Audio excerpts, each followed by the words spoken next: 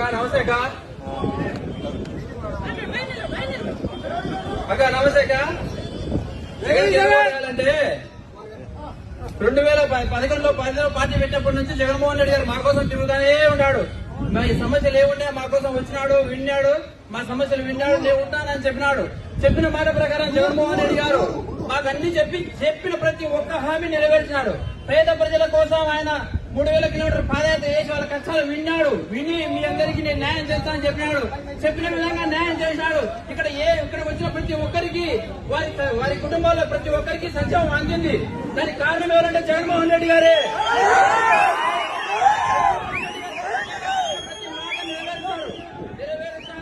ఆయన మా కోసం ఉంటాడు కూడా, ఎప్పటికి కూడా ఆయన మాతో ఉంటాడు.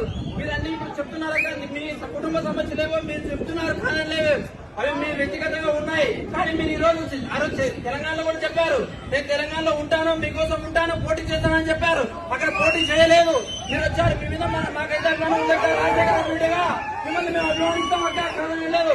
కానీ జగన్మోహన్ రెడ్డి గారు మా కోసం ఉన్నారు, ఆయన ఉన్నారు. మాతో తప్పకుండా మీరందరూ మాతో కలిసినట్టు రండి. చేస్తున్నాం.